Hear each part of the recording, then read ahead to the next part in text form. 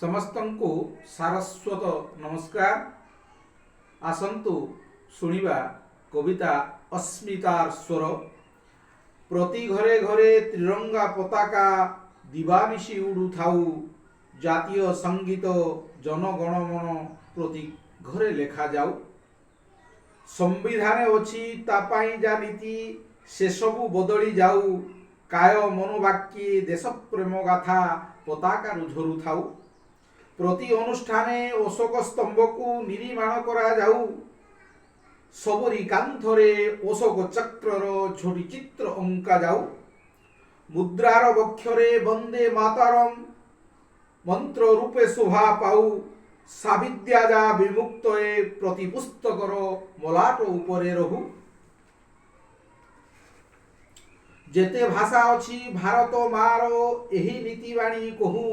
ସଂସ୍କୃତ ଆମର ରାଜଭାଷା ବୋଲି ପ୍ରତି ଜନ ହେଜୁଥାଉ।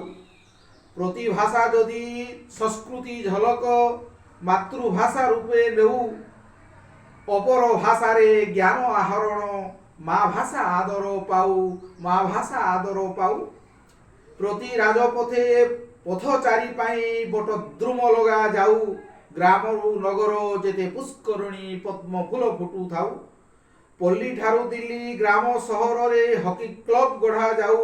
ଶଙ୍ଖ ଧ୍ୱନି ତୋଳି ସବୁ କ୍ରୀଡ଼ାଙ୍ଗନା ଶୁଭାରମ୍ଭେ ମାତି ଯାଉ। ଯେତେ ବୃକ୍ଷ ଅଛି ଅଭୟାରଣ୍ୟରେ ନୂଆ ରୂପେ ଶୋଭା ପାଉ। ବାଘ ବାଘୁଣୀ ମୟୂର ମୟୂରୀ ଆମ ଜାତି ଗାଥା ଗାଉ।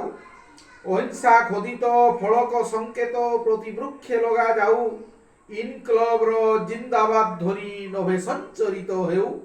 ବାପୁଙ୍କ ଆହ୍ୱାନ କର ବା ମର ଅପାସରା ହୋଇ ରହୁ। ଦେଶ ପ୍ରେମ ଜ୍ୟୋତି ଢାଳି ମୋ ଯବାନ ଏକତାର ମନ୍ତ୍ର ଗାଉ। ବିଭିନ୍ନତା ଭୁଲି ଭାରତ ମାତାର ମା ଚରଣ ଧୂଳି ନେଉ। ଜାତି ଟେକ ରଖି ବିଶ୍ୱ ଦରବାରେ ତା ଲାଗି ଜୀବନ ଯାଉ। ତା ଲାଗି ଜୀବନ ଯାଉ।